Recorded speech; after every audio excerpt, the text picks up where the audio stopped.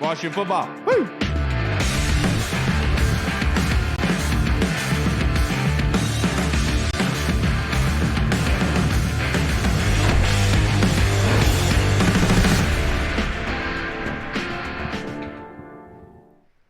Hello, everybody, and welcome to the Burgundy Zone. I am your host, Kyle, and I'm joined by my co-host, Michael Hall. Reed should be here very, very soon, but the Burgundy Zone is a part of the Frederick Podcast Network. You can find out more by going to www.listenfrederick.com. And the title of this episode is, Are We There Yet?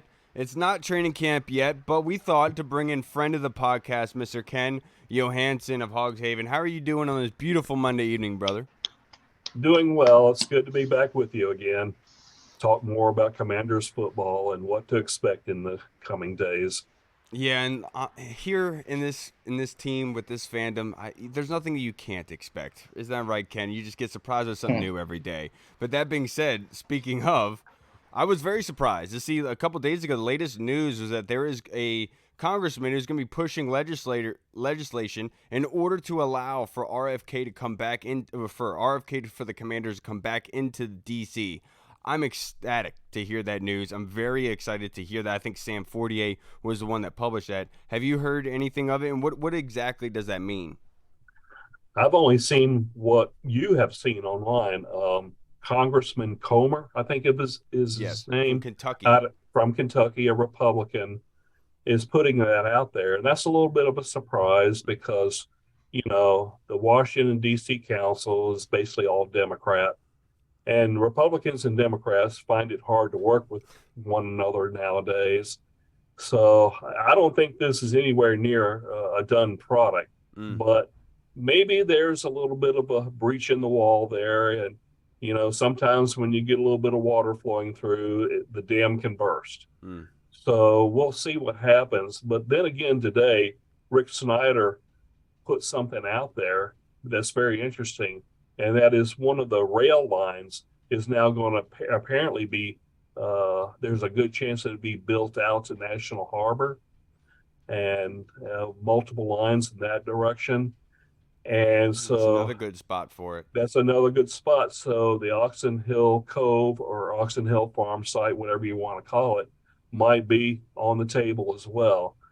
I really like that site, you know. Me too. But a lot of people, they do want to go back to RFK.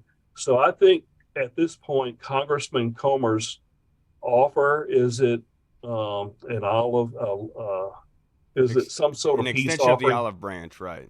The olive branch. Is it that? I don't know. Is it something to try to, you know, get Republicans, Democrats working together on bigger things? Because, you know, in the grand scheme of things, for Congress to get involved in this, that's something smaller that they would look at, I would suppose. And maybe that would break the ice on other things and in the world of politics, but who knows? I think right now, everything is up in the air. I do know that when the new owners come, they probably want to hit the ground running, especially on a stadium issue. And if they have something there at National Harbor and the line is quickly improved there to expand rail service out there, I think that'll be on the table as well, because I do know the governor of Maryland and one of his aides follows me, and they're very keen on getting a stadium done in Maryland or renovating FedEx even. So, of course, Virginia's on their heels as well. So this is going to be an interesting dynamic, I think, in the coming 4 to 6 months. Yeah, and it definitely does help. The mayor, D.C. Mayor Muriel Bowser, has said that she has been very vocal, very supportive of the move back to D.C. for the Commanders, and obviously a lot of action has to follow that up, but it's always good to have an ally in that regard. Yeah, definitely. And go ahead, Ken. No, go ahead. No, go ahead. Oh, yeah. So there's a lot of storylines going into training camp, and it's pretty much like a make or break season for Ron Rivera and this coaching staff. And they brought in the new offensive coordinator, Eric Bieniemy. So there's been a lot of talk about the offense and who's going to be kind of the guy that steps up. So in your opinion, who do you think is the X factor on the offense outside of like Sam Howell? Because, you know, it's a quarterback driven league, but outside of Sam Howell, who do you think the X factor for this offense will be this year? Well, it would be easy to say one of the wide receivers, but I'm going to go to tight end. What will Logan Thomas look like in training camp, in the preseason, and into the season? Look, he's coming off an injury that has affected him the last 2 years. He's also 32 years old, so he's not exactly a young player anymore. So apparently, in the OTAs, minicamp, and so on, he looked very good. So I think there's your X factor. How well will he do in training camp in the preseason? I think that's going to go a long way to what we can expect for him this season. And I think the tight end core is much better off than people think. Yes, we lost Armani Rogers for the season, but we have others waiting in the wings, I think, that could easily step up. I would especially look for Cole Turner and Curtis Hodges to take the next step. And you know what you have in John Bates. You have a great blocker, someone who will provide you a catch every once in a while. Yeah. But Logan Thomas right now is the X factor, and an extension of that, the double X factor is the tight ends. I love to hear it. And Eric Bieniemy, who loved the tight ends in Kansas City, would make sense that he would love the tight ends here in Washington, and hopefully they do lean heavily on them. Now, once Harris does take over and he is accepted and the approval is approved, obviously, for the sale, what immediate changes do you expect to happen with the Harris group? Obviously, we've heard that Jason Wright's job is safe for now, which is great news. We don't really expect anything with the front office and Rivera or Eric Bieniemy or anything like that, or general management. Or do you expect any major changes once Harris takes over? If there is a change, it's going to be something minor. I would believe it's my belief that he'll probably bring in a few of his people to work alongside Jason Wright, and mostly on the business side.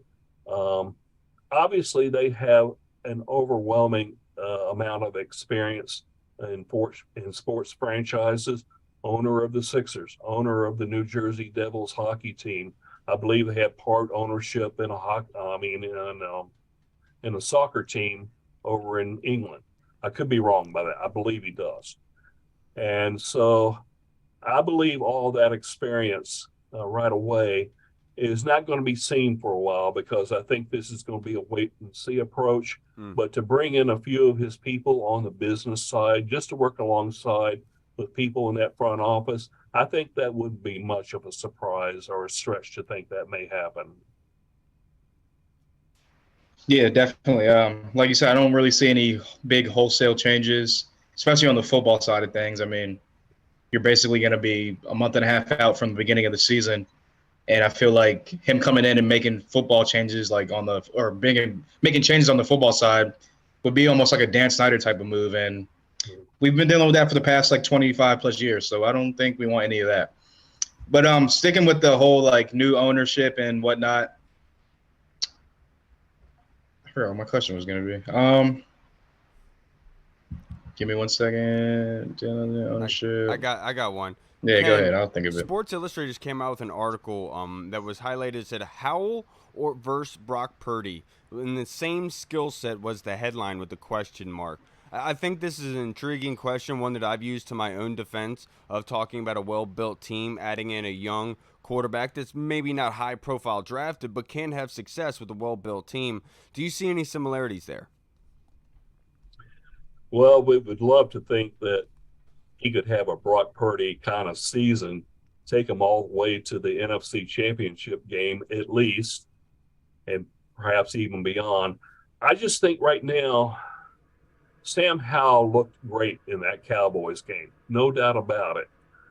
He did have the one mistake that's been highlighted the last couple of days on social media, throwing into double coverage, which became triple coverage when Diggs dropped back when he was loosely covering Terry McLaurin. But that's nitpicking at this point. So I think we're all basing this off of one game. So let's see what will happen in the opening games of the season.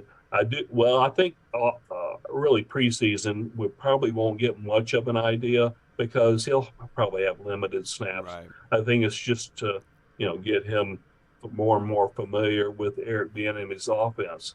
So I think the first 4 games of the season, we may start to get an idea if he really takes to the new offense and really adapts to it really well. Obviously, he's the starter for the season. If he struggles those first 4 weeks, I think he gets 4 more weeks because it is a new system. But once we get to the halfway point of the season, all bets are off at that point, and I think Jacoby Brissett waiting in the wings is a possibility. But we're getting, I think, way too far ahead of ourselves. We're basing it off of 1 game last year. It was a game we all thoroughly enjoyed, but let's put the brakes on a little bit, and let's give the young man a chance and see where we are roughly by mid-season. Yeah, we need to see you play 17 games. You know what I'm saying? I really just want to see consistency of the quarterback, let alone trying to see elite numbers, so to speak. I get what you're saying, Ken. Yeah, and I'm the type of person at this point where I've had so many high hopes in the past for a quarterback just based off of a couple throws you see here and there or like the potential. At this point, you got to show me 4 or 5 games when defensive coordinators get some tape on you and start taking away what you do best. How can you adjust and how do you look then? So I've always said around like between like week 6, week 7, week 8, like you said, halfway through the season, I think we might know for the most part who Sam Howell is. But that being hopefully said, it's people should still be excited about Sam Howell being added with Eric. Yeah, of course. I am very optimistic about him. I really am. I want to make that I think clear. Everyone is. It's not only just because he's like a young quarterback. I think, like you said, people saw the Dallas game and people saw what he did in college, and people say, okay, we can work with something here. But jumping back to my question before, I just remembered it earlier. So a lot of people, like you've been following the team, you witnessed the glory years, and so you've seen like success, Super Bowls, whatnot. And then a lot of people, obviously, since Dan Snyder took over in '99, it's just been a lot of turmoil, to say the least. So a lot of people, I've seen people putting on, like, whenever the news was announced, like, what July 20th will mean to them. What will July 20th mean to you, if anything? Great question. That is an excellent question. Well done, Mr. Hall. Thank you. Now I've got to answer it. I'm glad that you remembered. I'm sure the answer will be way. even better. I'm glad you actually remembered it. It's a great question. And I think the part when he said, I got to see the glory years is a nice way of saying I'm old. Okay. In Washington speak, Ken, of course. Look, I'll take it. Before that, I actually got to see the team, even with Sonny Jurgensen, Bobby Mitchell, Charlie Taylor, Jerry Smith. The offense was great during that time, but the defense left a lot to be desired, and they just were a horrible team overall. And so I got to see some very lean years in the 1960s. 1970s, it started to improve, but it wasn't quite where we wanted it to be. And then, yes, Joe Gibbs comes along, and the 1980s, early 1990s were great. I was spoiled by that. I was spoiled by all of it because I got to see some really bad parts. I got to see some good parts. Then I got to see some great parts. To do a quick chronological how I felt after Dan Snyder came, when back in the late 1990s, there was this thing called the internet boom. A lot of internet companies just, they were listed on the NASDAQ or the New York Stock Exchange, and they shouldn't have been. I'll give you one quick example. Webvan. It was a grocery delivery company that used these large vans like you see the Amazon Prime vans. Right. It was those size vans. And their commercials were everywhere for a few months. Webvan, their stock, and they should have never been on the NASDAQ, their stock exploded, right? And yet they worked in only 2 cities. I believe it was New York and Los Angeles. And they only had like 3 or 4 vans. But they made it appear like they're going to be all over the country, or they already were. And they said, coming soon to your location, Webvan. Well, about another year passed, and they still had the same stuff. making no money, and they just quickly went under. Now the CEO and their board of directors, they made a lot of money because they sold all their stock options. They walk away millions of dollars. Investors walk away with the money they lost. And that was a way with a lot of internet companies. So when Snyder Communications came along, that was a mail order business. Nothing against mail order businesses, but they're not the biggest money maker in the world. Dan Snyder lists his firm on the stock exchange. I believe it was NASDAQ. And it was a company that, again, was a mail order company. Not overly successful, but he listed it at a time when internet companies were just going crazy on the internet, on the exchanges because of that. Now, I don't know if they ever made a huge amount of money, but a French company comes along and says, well, we want to buy you out, Mr. Snyder. And this is when the football team was being acquired by him. He says, okay, $2 billion, you have it. Today, I don't know where Snyder Communications is or if that French company is even operational. Doesn't matter. Dan Snyder, to me, is an accidental billionaire. That's the bottom line. And in his first year, he wins the NFC East. But that really didn't have anything to do with him. His second year, North Turner, still the coach, has a 7-6 record, still very much in the playoff hunt, and he fires him after a bad game. That was a mistake. They're in a playoff hunt. And the rest of the season, they tanked. That raised alarm flags. Then he brings aboard Marty Schottenheimer, and I was hopeful because he got away from running the football side of things. And after 1 year, he returns. He brings back Benny Serrato. Yep. So I was hopeful again when Joe Gibbs came. 4 good years of stability, some growth, Sean Taylor, a lot of good things, a good offensive line. That was a staple of the Gibbs' first tenure. But he leaves. And I was thinking, okay, we're going to get another good coach after Coach Gibbs because of his influence. Who do we get? Jim Zorn. He had a chance at Jim Fossil, a Super Bowl coach, maybe not the best available coach at that time, but a winner, someone who knew how to run a football office. And he just chose Jim Zorn. And that told me that at that point, I was really pretty down about it. Mike Shanahan came, but I didn't know what to think about that. Yeah, the rest, goodness.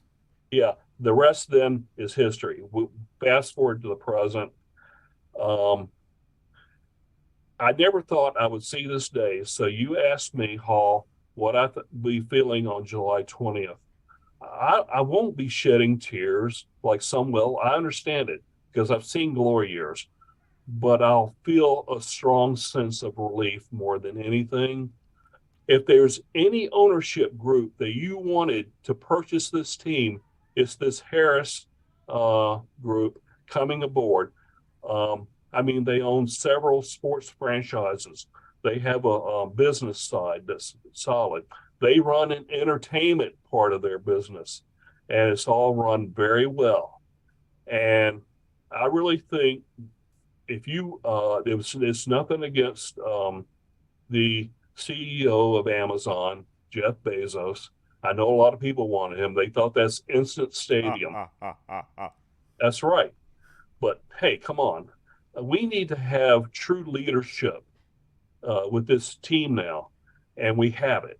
So the fans need to get on board with that and realize that this is going to bring about true change that we really want, and change that we'll see in the long run.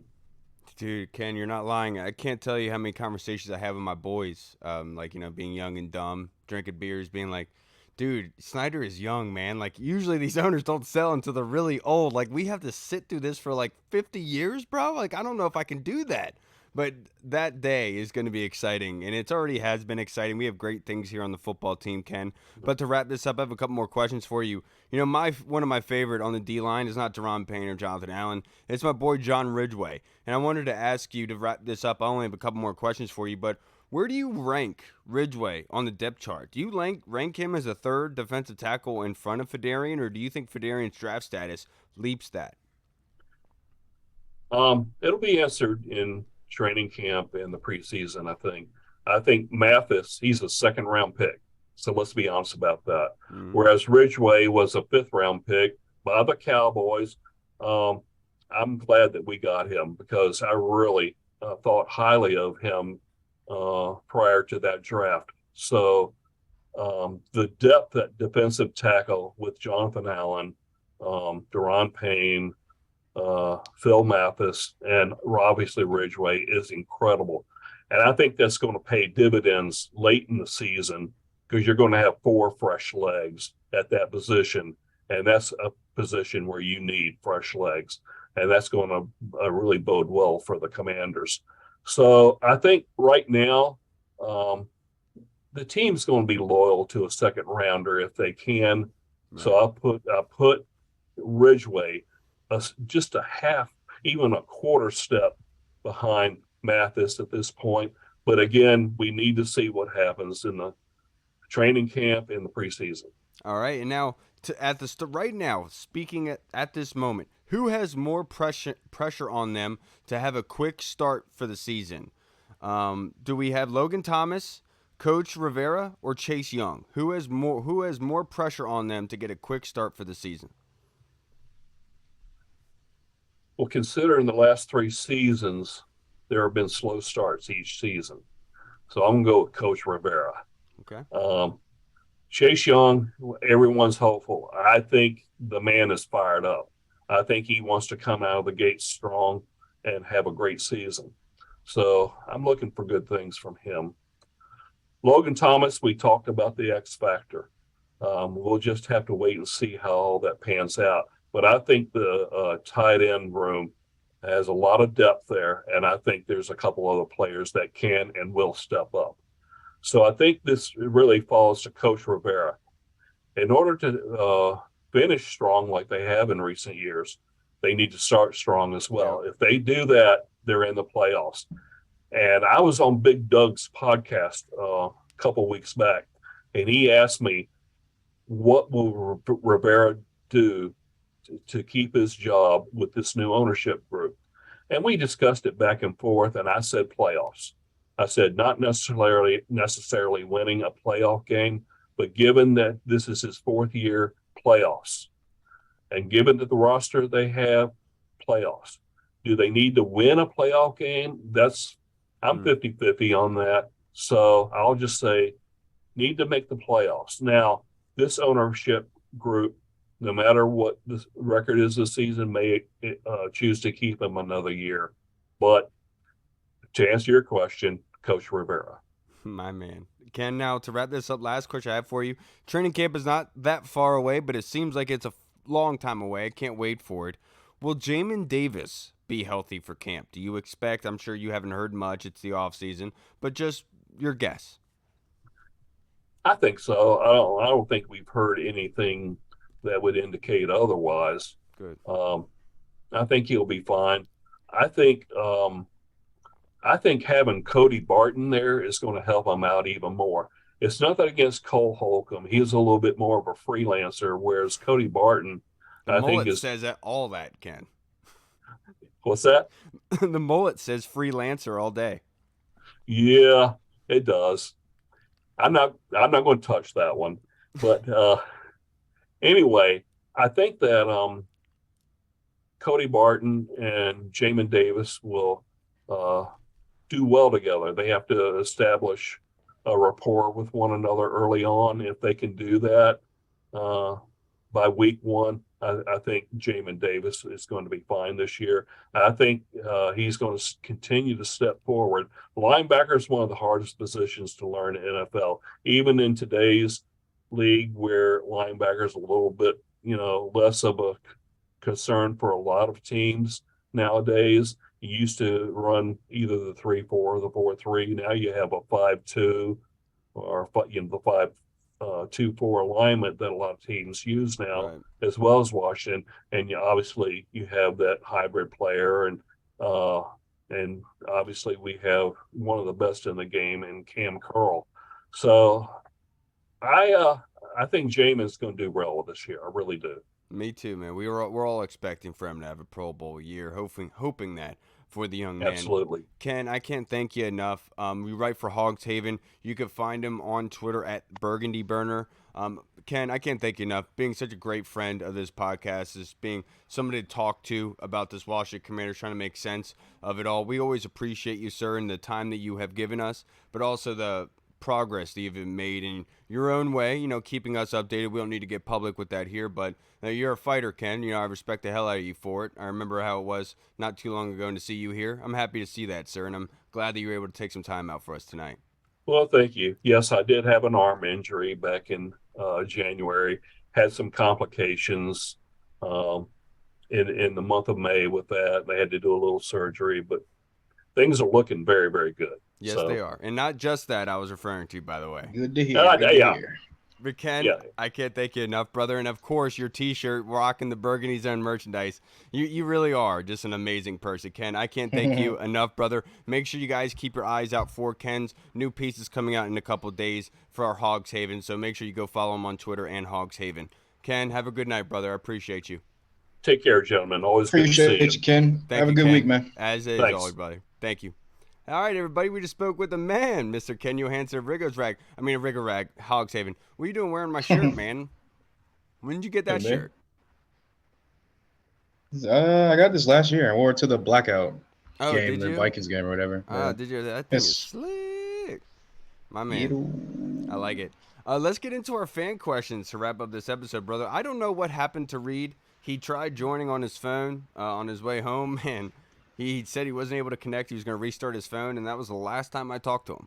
So if Reed shows up, we're going to be happy to hear him, happy to see him. But let's get into our fan questions. And this one was submitted to me on Twitter by Just Your Average Fly Guy, who has obviously just been a great fan of this show. And he wanted to send in a couple questions. I can't say the one question because it is kind of, off the cuff a little bit, talking about shrooms and stuff. But we'll need to get in to all of that. And, of course, I can't find it here, but here we go. Now, his question is, what odds do you give Dyami Brown coming through and locking up the 4th wide receiver spot? And second question, where do you all rank our current receiving core in the NFL? So first one, do you think Dyami Brown has that 4th wide receiver spot locked up? As of right now, I would say yes, just because he's been here. He's if you want to call him the veteran of like the outside of the big three, he's the veteran of the group. He's been here for a while. He was drafted by Rivera in this group, so I feel like they want to give him, and he's a 3rd-round pick, and he's never given you a reason to not play him, right? Like he's not a menace off the field. It's not like he makes disastrous mistakes. He's injured all the time, right. Yeah, I think it's more of like he just had Terry McLaurin, Jahan Dotson, and Curtis Samuel in front of him. But, I mean, he definitely has like I guess if you want to call it like a focus problem as far as like dropping balls and whatnot. And I also just feel like in Scott Turner's offense, he was only like used for like the downfield threat of like the go balls and the deep ends and the corner and post routes and stuff like that.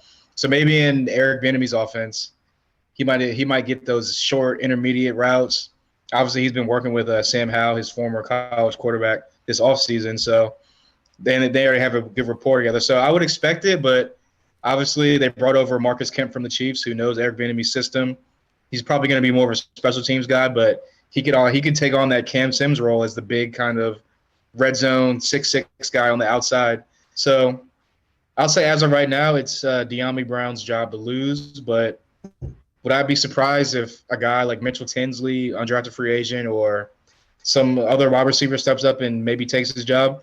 No, because at the end of the day, Dyami Brown hasn't done anything to say that he can't win the job. He hasn't really proven anything to say he can win the job. Yeah, that's a good way of putting it, of being negative about it, but I get it. It's there. I'm playing. No, but I would put it at 90% average fly guy just because of the stature, who Dyami Brown is. He doesn't get a lot of playing time, but when he does, he's electric. We know those 2 long touchdown passes he caught from Carson Wentz last season. So he gives you a reason to believe in that 4th spot. He's a perfect 4-spot player. Like, you would obviously want him starting, but you're looking at this problem as a situation saying that's a good thing to have. It wasn't that long ago that we were complaining that we had no talent on offense for Dwayne Haskins. And now look at, we're saying, where does Dyami Brown fit into this receiving core? It's great and a great problem to have. That being said, Sam Howell is starting on this football team. Dyami Brown is going to have a spot. I mean, there is no question about it. If you have to lean on that guy, you want to have that connection there between receiver and quarterback. Dyami Brown isn't going anywhere, and that's my honest opinion. His second question, Hall, was, where do you rank our current receiving core in the NFL? This is a good question. You're muted. Yeah, I bring this up a lot whenever I see like people outside of like the Washington DMV like media or just like the national guys, aka Warren Sharp, and they rank like obviously Washington. Like we see Terry McLaurin's a top 10 guy, even though somehow people still question that. Jahan Dotson, who if he didn't get injured last year, would have had over 1,000 yards, 10 touchdowns, and I think 60 plus receptions. So that's 2,000-yard receivers right there. You got Curtis Samuel, who, when healthy, is one of the more dynamic players and on the entire NFL, who's kind of like that chess piece, kind of like gadget guy, but can also give you receiving numbers and rushing numbers as well. And then obviously, like we just talked about, Dyami Brown, and I mean, if we're being honest, I know people talk about because like the argument with Warren Sharp, where he put us at 20, if you didn't see that, which seems crazy to me, but the argument would be, yeah, you have two great receivers, one good receiver, but then after that, when it gets to that 4th spot and on, it kind of the depth drops off. My argument to that would be, how many teams have that? Thank you. My argument to that would be, name me one person outside of the team that you follow that can name somebody's 4th or 5th receiver on their team. You know what I'm saying? It's like, name me one team where their 4th and 5th receiver contributes and is a playmaker and puts up big numbers for the team. So I look at it when you talk about receiver, I'm talking about like most offenses go 3 wide receiver sets. So if you're talking about there's 3 starting wide receivers, I would put us probably in the top 10. I can't think off the top of my head. I would probably put obviously the Bengals in front of us. I would put probably, depending on what Jackson Smith and Jigba does, I could maybe put the Seahawks in front of us. Yeah, we don't need to get in front of like saying where they. But that's what I'm saying. Like I can't think off the top of my head, but I would. 10. Yeah, I would say top 10 easily, and I'm not even like. Being if you want to look at the whole. Right, exactly. Even if you look at the whole wide receiver group, like we just talked about, Dyami Brown has showed flashes of being, if anything more or anything less, he's a deep threat. He's a guy that can go run a 9 route, he can run a deep post route, and he can score from anywhere on the field if you throw a bomb to him. So I just feel like, again, maybe it's part of the burgundy and gold glasses where we look at our guys and we're like, no, they're this good. But in this case, I don't think it's burgundy and gold glasses of like the fan base or the media hyping up our receivers. I do think that they legitimately get disrespected, starting with Terry McLaurin. And Jahan Dotson talked about it on the podcast he was on, about the disrespect, and he's never mentioned as that year 2 breakout player. Well, look, everyone thinks everyone that follows this team thinks they have a quarterback that can get these guys the ball consistently. This is going to be the year where they show the NFL they're a top 10 unit, and there ain't no doubts about it. You want to know what I think of Warren Sharp's ranking? It's ridiculous. Terry McLaurin having over 1,000 yards with Taylor Heineke throwing him the football, with multiple quarterbacks, that implosion, the bad offense, still doing that. Jahan Dotson having 7 touchdowns on the year, us only averaging 18 points a game, but still being that productive. It's kind of crazy to look at this wide receiver unit just in itself and say 20th. But at this point, as Washington fans, we should embrace it and just accept that that's where they look at us. And look, regardless of what Terry McLaurin has done, with nothing on his, but continued to ball out, continued to help these guys grow. He continues to show who he is. And they say, oh, yeah, but your teammates aren't all that good. Your team's still blah, blah, blah. And they push him down the list.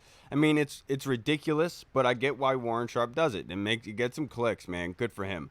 But for me, they're easily a top 10 unit. Take this from a person that was screaming to everybody that Terry McLaurin was an elite wide receiver in this league for many, many years, who argued with the junkies, the person that argued with PFF about Cam Curl being a top 10 safety in this league years ago when they didn't believe it, and it's coming true now. I'm telling you, this is a top 10 unit in the NFL as a wide receiver group. Now, are they going to be showing the stats that they should be of a top 10 receiving group? I'm not sure of that, but it doesn't take away from their talent level and what they've shown. Because people forget about Curtis Samuel. Like, Curtis Samuel got drafted here. Do you not remember what he did in Carolina? Like, he was balling. Then look what he did last year. And yeah, his stats don't blow you off the screen. But for us who saw every game and saw what he did on very crucial downs and some of the things that he did do with the ball in his hands, you're looking at like this is a very capable unit. And a lot of people obviously aren't going to know who Diami Brown is. And that's all right. You're not going to know who, like you said, you're not going to know the fourth, fifth guy on the roster. But you've seen the glimpses and the connection between him and Sam Howell, so it automatically makes you feel better about that unit. So look, Warren Sharper's 20th, bless his heart, whatever. You also got to look at it like it's not even being a homer haul at this point. Exactly. Like, it's not. I mean, yeah, we should have pride in our damn team, especially we're the ones that work hard in it, and that group does, and they deserve that. Exactly. And if you really look back at last year, Curtis Samuel, that first. When did Carson Wentz get injured? Game 6. So the first 5.5 games of the season, Curtis Samuel was putting up numbers. He was getting 5, 6, 7 catches a game, 4 catches a game for 50, 60 yards because he had that rapport with Carson Wentz. And people were kind of putting it on Scott Turner, hey, why isn't Terry getting any looks, any targets? But I also kind of put that on Carson Wentz, where it's you're just kind of going through your first read. Oh, next read, where guys like Pat Mahomes or Joe Burrow, they're gonna lock on to Jamar Chase, but they're gonna get the ball to Jamar Chase no matter what. Their offensive coordinator is gonna call plays to scheme him open to get him the ball, to get him touches. So I definitely feel and then Taylor Heineke came in, Curtis Samuel's role kind of diminished, and obviously Heineke's guy was Terry. Terry's numbers started upticking whenever Heineke got into the game, and Dotson fell off a little bit, and so did Samuel. But because Dotson did get injured during that time. He got injured. Yeah, he got injured. You're right. But either way, Heineke said, hey, this is my best guy. This is my number one guy. I'm going to get him the ball, whether they like it or not, by any way necessary. So I just feel again, if Sam Howell is just average at worst and can get the ball out consistently, they're switching to a West Coast offense, which gets the ball out pretty quick, gets the ball in the playmaker's hands quick. I mean, we got speed and agility all over the field, wide receiver position. I feel like the West Coast offense benefits a guy like Curtis Samuel. It benefits a guy like Terry McLaurin. It benefits a guy like Jahan Dotson, who we saw last year. Jahan Dotson had a crazy spin move with the ball in his hands. We know what Terry can do, take it to the house from anywhere in the field. And you got a guy like Curtis Samuel who runs a 4.3 40. It's quick, speed, agility. So I definitely think this is going to be the year, like we said. Whether we know it or not, the rest of the NFL world is going to see us as a top 10 unit. And to piggyback off your last point, because this is a great question, Average Fly Guy, obviously, because we spent 10 minutes talking about it. But to break off what you were saying, this group also showed that they were crucial in jump ball situations. All three of them, exactly. Curtis Samuel, Jahan, and Terry, all last season showcased that. The fact that they did that in every facet, and now adding Eric Bieniemy in here with an electric rookie quarterback who has some arm strength, but has that Shane Falco kind of thing to him. That is a recipe for success, and that's why they're almost still looking at this team as if they don't have any quarterback at all, and unfortunately, they have been dealing with that for far too long. But this next question on Twitter is from our boy Ty Mac Hall. Are you in favor of an extra bye week and roster expansion? Yeah, I mean, I think it'll benefit the players, long-term health-wise, give them another rest day if you got another bye weekend. Adding another bye weekend extends the football season even more, so I'm always down for more football. So, yeah, I would be down for it. And then obviously the roster expansion, like I said, it's just you don't want what happened. Obviously, they made another rule with the 49ers where you can add the extra quarterback on there, but you don't want to be in a position where, like we were a couple years ago, where 4 of our centers gets injured, 3 of our centers get injured, and then we got to get guys off like the scrap heap, or guys that have been out the league for multiple years. You got to hit them up, or guys that were in the XFL or USFL to get them onto a roster. No, of course, but like you can only have so many position flex guys where you're spread thin at some point. So if you add like maybe like 2 or 3, 4 more guys to the roster to carry on game days, then I think that will benefit. And yeah, an extra bye week means 1 extra week of football, and I love football. I'm always down for more football, so I would be for both of those things. Yeah, I would absolutely be in favor of the extra bye week. If you guys have watched this show for a long time, you know that I have been saying this for a long time, that I think that this would really help. Adding an extra bye would help with these Thursday night games, because then you could schedule the bye week either before the Thursday night game or after, at least giving the team some break before they go back, giving some incentive with that Thursday night game, because at this point it's almost become like Hard Knocks, where everybody's like, I don't want to do the Thursday night game. So you have to kind of move things around, and adding that extra bye week would allow that structuring and scheduling to be in place. That would actually help a lot of teams and players. Now, the roster expansion is going to be a tricky avenue to go down, because you're talking about liability long term. When you're talking about injuries, having to pay for medical and stuff. Not only that, they also have to pay the players to be on the roster, and somebody's going to have to pay for that. Is it going to be Is it going to be the owners? If they're willing to do that, they can go right ahead. But you, as a player, they would have to ask themselves, am I okay with giving away a little bit of my money to add extra guys here? And I think that's probably where the big issue in COG is, that nobody wants to be willing to pay for it.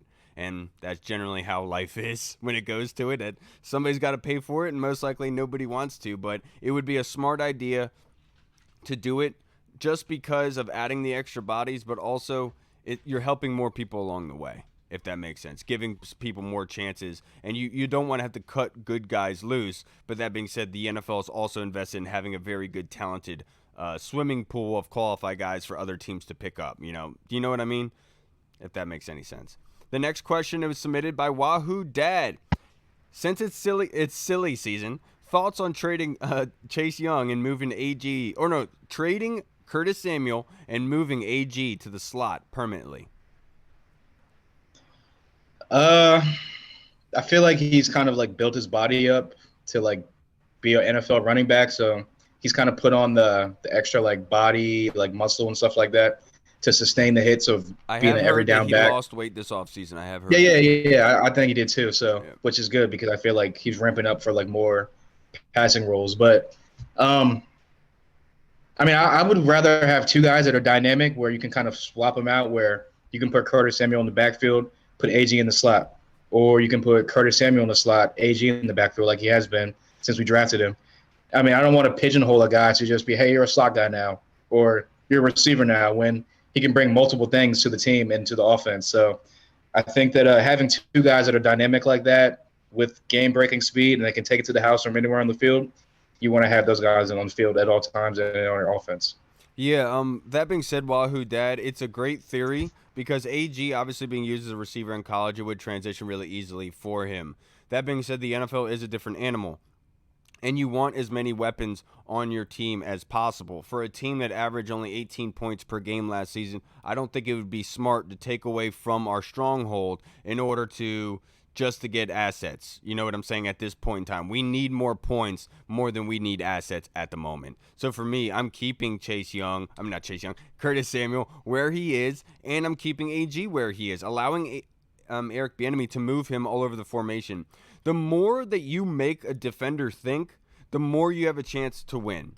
If you have them motion, like Hall said, you're motioning AG, Curtis Samuel, all these guys all over the field, they have to pay attention. They're having to look, and that gives you more time to screw with them. It's more chance for the defender to make a mistake and to not see something that's actually there. And that's what Andy Reid's offenses typically do well at, and that's why you want as many X factors on your team as possible, because at any moment in time they can be used, and you have to pay attention to it. And when you are focused on one thing, that's when you can get falling for the play fake, and that's when that bomb goes over your head to Terry McLaurin for a 70-yard The touchdown. the NFL nowadays is about obviously about offense and quarterback play, but it's all about mismatches and exploiting those mismatches.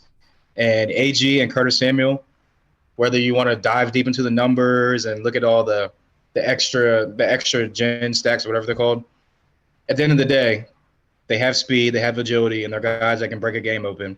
And they're guys that are mismatches for other guys on the defensive side of the ball. And you want to have as many mismatch guys on your offense as possible. Yep, and now this next question. Thank you, Wahoo. That was great. Next question was texted in by the Colonel. His question hall: is Ryan Kerrigan an actual paid member of the Commanders' coaching staff?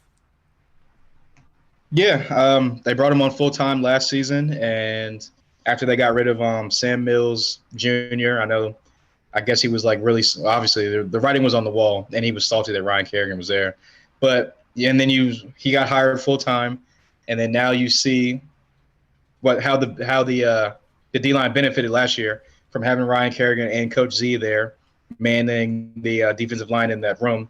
So I'd only expect even bigger and better things now that Ryan Kerrigan will be in his second year of coaching. He's a little bit more comfortable, more acclimated, and he knows the guys. Obviously, he played with most of them, but he knows these guys as well. And at the end of the day, I feel like, and players will tell you this too, whenever guys are former players and they become coaches and they've done it at a high level. Yeah, Anthony Armstrong told us that. Exactly. It takes you respect what they say a little bit more as opposed to a guy that's you're kind of looking at him like, well, have you really been in the trenches? Have you done this yourself? So like, look at it this way in this sort of metaphor, just like war. Like, are you going to listen to a guy at boot camp who hasn't been to war to explain to you what war is like, other than having an instructor who's been to war who's trying to explain to you what he saw, right? You're going to listen a little bit differently for somebody who's there. Exactly. And a guy like Kerrigan, he's been out there on the field. He's gone against some of the best tackles in the league that's had to offer in the league over the past 10 plus years. And he's seen every type of counteract to your pass rush.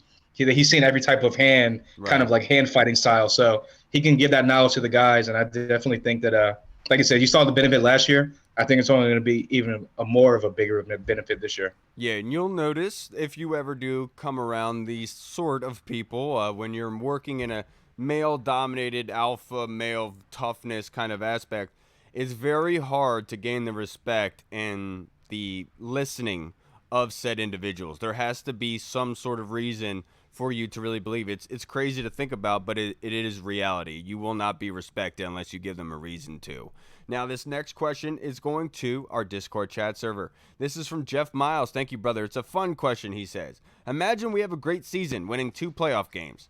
All right, Howell throws 4,000 yards, 29 touchdowns, 4,000 touchdowns, 29 touchdowns, 2 rushing touchdowns. Terry goes for over 1.7 thousand yards and 9 touchdowns.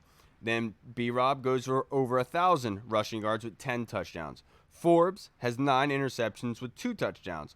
Young has 15 sacks. Sweat has 10 sacks and a touchdown. Allen has 8 sacks and 6 forced fumbles. Assuming you only have $200 and no current jerseys, whose jersey are you buying? And also, who is the team's MVP? Shit, you better be talking about Super Bowl MVP at that point because that's crazy numbers. The team's MVP with all that would probably be, it would have to be Sam Howell just because, 29 touchdowns. Nobody's eclipsed 30 since Sonny. I guess it'd be 30 total, but no one's had 30 passing touchdowns since Sonny. 29, at that point, I would take 29. I think Kurt had 28, 29 in 1 or 2 years, and then he throws for over 4,000 yards as a first-time starter, like 17 full season starter, whatever many games he plays. It would have to be Sam Howell because obviously it's a quarterback-driven league, offensive league. If he's putting up that many points, that many touchdowns, that many yards, we're probably putting up a lot of points. If Terry's scoring 9 touchdowns, 1,700 yards, we're probably scoring a lot of points. So I would go Sam Howell, the MVP. And as far as jersey go, got to go with the GOAT, the face of the franchise, T-Mac, Terry McLaurin. 1,700 yards and 9 touchdowns, that's like a all-pro status right there. So got to get an all-pro jersey. Yeah, dude, especially him getting 1.7 yards, like his number being 17. That's just poetic. In a sense, I I know didn't even who think about that. I know who Reed would pick. Reed would pick Chase Young here with 15 sacks. He'd say those are Hall of Fame numbers. He hasn't seen numbers like that since he was in high school. For me, I'm going to go here, and I would agree and say that Terry would be the jersey I would go with, just for the reasons that if you guys don't know me yet, I've been screaming that Terry McLaurin is going to be who Terry McLaurin is the day after he was drafted. So if there's any emotional connection, I mean, it's Terry McLaurin off bat. But I would have to go with Chase Young with the 15 sacks. That's just ridiculous. And we need that defender. We need that Dexter Manley type guy. And Chase Young could definitely provide that. So without a doubt, I'd be going with Chase Young. And then the team MVP, I mean, it would be easy, Sam Howell. I would love to say Terry, but we all know how this thing works. It would be Sam Howell. Bro, he throws 29 touchdowns. I'm going to need a lot of towels in my room because it might be a little sticky up there. Yeah, seriously, dude. You know, Keith will post naked pictures all the time. He can't stop posting shirtless ones now. Now, the next question from – I love you, Keith. Next question from Tim Towner in Discord. Michael Phillips just wrote an article on Travell Wharton and implies that he is the O-line coach. He says Ron Rivera implied that – and EB implied that. Still, the web page lists him as the assistant O-line coach. Do you have any concern in this regard? If the O-line fails during Ravens week, will they give him the axe and promote Castillo? Or is this just a PC admin task that's been assigned to Logan? Or maybe Selby? Or they just have not gotten to it yet? Yeah, I think for whatever reason, Ron was saying that he's waiting on the new ownership to take over so they can kind of shuffle around the coaching positions and titles and appoint guys, or not appoint, but elevate guys and stuff like that, give guys new titles. So I would assume that once Harris and the group takes over, that you'll probably see a press release saying that Wharton has become the new offensive line coach and Juan Castillo is the run game coordinator and the tight ends coach and blah, blah, blah. Right. Whatever shuffling they're going to do as far as coaching titles go. And I think there's a second part of the question. What was the second part? Will they give him the axe if he fails? Oh, yeah. No, they're not going to give him the axe if they have a bad showing against the Ravens during that week or whatever, during that week of practice. I don't think they're going to give him the axe at any point during the season unless the offensive line is just horrific. And even then, would it really be coaching or would it be just the players assembled along the line? They did fire at that point, Sam Mills like a month before the season. Remember? Yeah, of course. So that is true. So I guess it's not totally out the question, but right. I feel like if they were going to bring in an outside offensive line coach, if they didn't think Wharton could do the job, they would have brought in an outside guy, or they would have asked Eric Bieniemy, "Hey, who do you want to add to your staff?" They gave Eric Bieniemy full control of the staff, so he obviously likes what he's seen in Wharton, and if Eric Bieniemy has faith he can do the job, if Ron Rivera has faith he can do the job, until he shows me otherwise, I have faith he can do the job. Dude, if we really cannot simply pay Travell Wharton more money and to say that he's the head O-line coach because we have to wait for Josh Harris, I mean, how ridiculous of a statement is that? I mean, honestly, just thinking about the reality.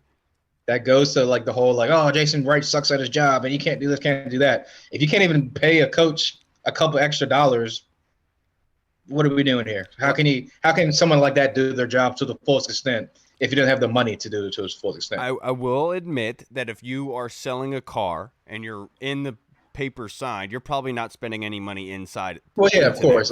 You know what I mean? Even just going back, it's been reported like a while ago that Dan Snyder was cash poor, so yeah. I mean, it would make sense that all this stuff is Ken laid out perfectly why that's the case, by the way, and did such a masterful job at it. I did not know about that because I was too young to care at the time. But exactly. Great question, Tim. Now this next question is submitted by Scott Harley in the UK on Discord. Thank you, brother. He says, as the theme is original gangster, who is the OG of the current team, and who's your all-time OG? This could be through looks, game day fit, or actions on and off the field. Well, the all-time OG has to be Trent Williams. I mean, the dude was just a straight-up just silverback gorilla on the field when he was out there on the field, when he was healthy and lined up out there. So all-time OG got to be Trent Williams, the enforcer.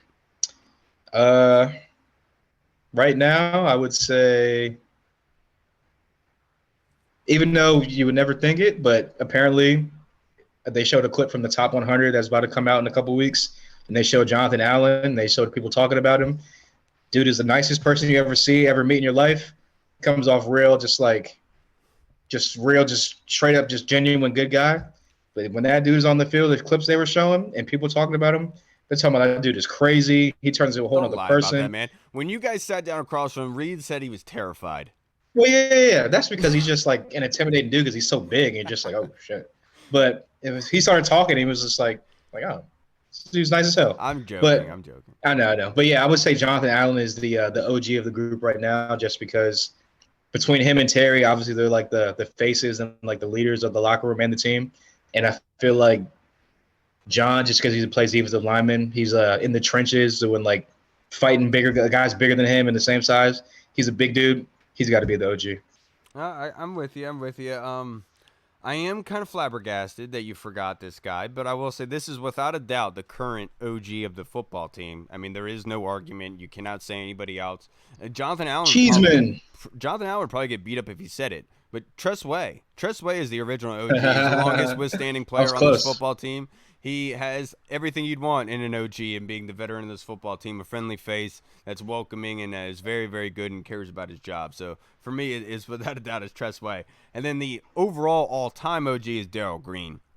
There's no other player that you want to base this football team off of than the God-fearing and very talented, amazing Darrell Green, without a doubt for me. Now, this next question, Tim Towner. Is Dax Milne a lock? Personally, I think he might be wide receiver 4, but that's just me. How dare you, Tim? Huh? That's scissors. That's a pair of scissors. That's like, Dax Milne. Audio. Yeah, that's Dax Milne getting cut during training camp. I feel like they brought in the undrafted guy Kashmir Allen from UCLA. I think all signs are kind of pointing to him being the return guy. Nothing against Dax Milne. He caught the ball. He got to the sideline as fast as possible. But it's time for a guy to get back there that can flip the field, that can put us in better field position, and that can take it to the house at any point in time. And no hate on Dax Milne. He'd probably be the wide receiver 7 for this team, a.k.a. the guy that gets cut. I can see him being on the practice squad, though, because he is definitely sure-handed, and he's a decent route runner, is like a slot guy. But you say that till Bill Belichick picks him up to return punts. You think I'm lying? Yeah, and then, hey, that's true. And if he takes one to the house, man, I'll be the first one to eat my words. But I seriously doubt that's ever going to happen. But, yeah. I don't see him being a wide receiver 4. I don't even see him merely making this team. I definitely think that Dax Milne is a cut guy. I think that's an ambitious look for Dax Milne. I understand what you mean by that, because there was a lot of times where he caught footballs last season when we needed him to catch footballs, either on punt return or like even on third downs. And sometimes he's very pivotal. So he's like that good guy you want, like almost as is it Jason Terry who was the 5th man or the 6th man, right? Won the 6th man award a bunch of times. Like that's what you want out of Dax Milne, to be that 6th man to come off the bench and to hit your shots when you need it to in those crucial situations. And that's what Dax Milne does. But unfortunately, he doesn't offer you the explosion, the great entertainment that you would love to see, but he does the important things that you need him to do. That being said, I don't think he's going to be wide receiver 4, but I do think he's a lock on this football team purely based on that him being the punt returner. Even if he's not the starter, he is your backup in case you needed any sure hands, someone you could depend on, not a knucklehead off the field. So most likely he will be retained in some capacity. It's a really good question. They could put Dotson or AG back there to be the backup guy if it really needed to. But then they could get injured, bro. All right, now let's go to our next question from Chris. You're right. We're not going to worry about if Dax Milne gets injured, so you're definitely right about that. You know what I'm saying? Now let's go to the next question from Chris Comerton in Discord. Kind of go off the clip of the article Tim posted the other day. What would you guys rather see for the team? 12-plus day accumulated rest throughout the season, or more back-to-back home games and less traveling, being we only have to be back-to-back home games twice the entire season. That's a ton of week-to-week traveling. 12-plus days accumulating rest seems amazing, but does it if you're constantly changing time zones every week? That's a good question. So are you like 12 consecutive days of rest is what he's talking about? Yeah, so Tim had posted in the Discord the other day. Oh, yeah, I know what you're talking about. So like the Thanksgiving game. And yeah, overall over the season, the Commanders have like a net worth of rested days as 12, Whereas Yeah. the Giants, the Eagles, and the Cowboys, I think like combined they have like 5. So it's like I Right, think right. the Eagles are like at 1, Giants at 2, Cowboys at 3. So compared to them, we have a lot of rest days. Yeah, But what yeah, he's yeah. saying is a lot of them are like not back-to-back home games, and so it's still changing time zones and stuff. Right. I would say I'll take the rest days just because I know between like the Thanksgiving and like Christmas stretch, there's like a couple weeks in there where we have like a lot of days off because we play like on Thanksgiving, and then we have a bye week, then we play Thanksgiving or something like that where we have like crazy amount of rest. So and that's like down the stretch of the season where guys are going to be banged up, nicked up, so it'll be a little bit better to get a couple more days of rest, let guys' bodies heal up and whatnot. But I mean, I know traveling can like, especially going like back and forth between like the West Coast, different time zones, can be taxing on guys' bodies because they're on the plane so long and like all that stuff. And you Only got if to you like allow it to. I know. I'm just saying like guys do say that like sometimes the time zones, like all the traveling kind of throws them off, like their bodies and like stuff like that. But Quit hitting that pin. I will take the rest just because, like you said, it's 100% injury rate in this league. Guys are going to be nicked up from the July 27th when training camp starts all the way until February or January when the season's over. Someone's going to have something ailing them. So if you can get more rest days or more time off to heal your body, I'm all for that. And I think that'll benefit the team. So I would go with the rest days. I'm sorry, Chris, but I personally cannot answer this question because this is too early to say for me with these rest days, because let's say Washington gets off to a really hot start, like let's just say hypothetically speaking they win 5 straight games to start the season. Then you start talking about those rest days taking them out of their kind of rhythm that they're in. That's a bad for those rest days, to my point. Whereas they could go through an injury bug and then, oh, those rest days are actually crucial for us because guys are actually able to get healthier through the season. That's something you like, especially for a week 14 bye. So for me, it's hard for me to say which one, just based because usually when Dan Snyder owned this team, it didn't matter what the case was. It was going to work out in the bad way for us. You know, it never worked out well. There's always comes a bad situation out of it. And I'm looking at that in an optimistic view, saying that we're about to win a whole bunch of football games. And it's going to be battling the rest and just staying in that rhythm. That's what I see from that. But all right, everybody, that's going to wrap us up for this episode.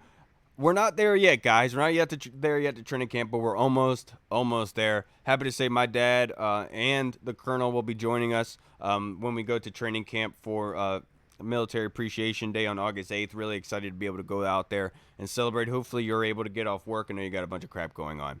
But that's going to wrap us up for this episode, guys. I can't thank you all enough. We love you. We'll see you guys on Twitter. Follow us. I'm at the Burgundy Zone on Twitter, or the Podfather you could search for. Hall is TBZ Money Mike 301. Or if you'd like to see the faceless Reed, Mike Reed 2156. We're also on Instagram at the Burgundy Zone and others that you can go and search for. If not, it's all good, baby. All right, everybody. We really do appreciate it. If you made it this far, you're a freaking champion. I'm Kyle. I'm Hall. And we'll see you guys on Thursday. Have a great, safe week. All right, everybody. Washington football. Woo! What's up, everyone? This is Kyle from the Burgundy Zone. We are releasing our own merch to support the show. If you want to rock the Burgundy Zone logo or you want to see Reed's face on your shirt, we got it. We're starting with t-shirts, hoodies, and zip-up. So if you're a fan of the show, make sure you snag one before they are gone. Check out the link in our bio on Instagram, or you can find the link in the description of the video. Thanks again for all your support. Until next time.